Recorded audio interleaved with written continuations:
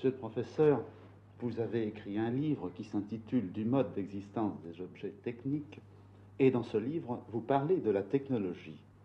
Pouvez-vous nous dire si votre définition de la technologie correspond à celle des ethnologues ou bien à celle des techniciens? À proprement parler, l'ouvrage ne cherchait pas à donner une définition de la technologie. Il voulait présenter une catégorie de réalité, celle de l'objet technique.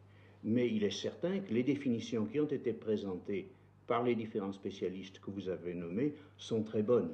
Simplement, on pourrait sans doute ajouter une dimension nouvelle. On pourrait présenter la technologie comme comportant aussi un aspect normatif, un aspect d'intégration à la culture, un aspect en somme assez voisin de celui de l'esthétique et peut-être même de la morale. Vous avez dans ce livre également lancé une expression qui depuis a pris une grande extension. C'est celle d'objet technique. Oui.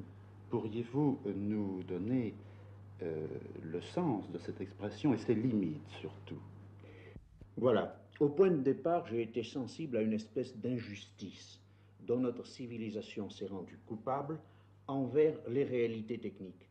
On parle d'objets esthétiques, on parle d'objets sacrés, mais n'y a-t-il pas des objets techniques? J'ai voulu employer la même expression parce qu'il m'a semblé que cette symétrie pourrait attirer l'attention sur une lacune. Si on laisse de côté cet aspect initial, qui est plutôt une motivation qu'une raison, je crois qu'on pourrait dire que objet technique doit s'entendre en deux sens. Est objet ce qui est relativement détachable, comme ce microphone, comme une pièce qu'on peut vraiment emporter avec soi, ce qui suppose qu'elle soit de dimension manipulable et correspondant aux forces du corps humain.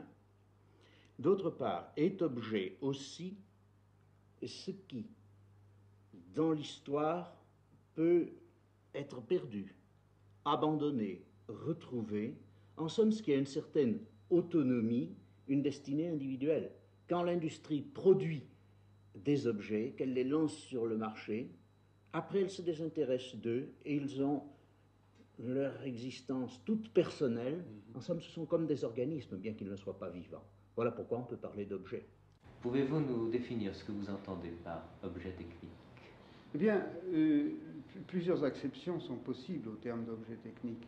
Pour nous, l'objet existe dans la mesure où il est inclus dans une chaîne de gestes, dans un comportement technique général. Une hache ou un ciseau à bois ou un instrument à faire le feu ne sont réellement existants que dans la mesure où ils sont d'abord insérés dans des traditions techniques qui tiennent à toute l'infrastructure même de la société dont ils émanent, et dans la mesure où ils sont liés à des gestes, à un comportement précis, ce que nous appelons le comportement opératoire, lequel implique des traditions différentes dans les différentes régions du monde et aux différentes époques.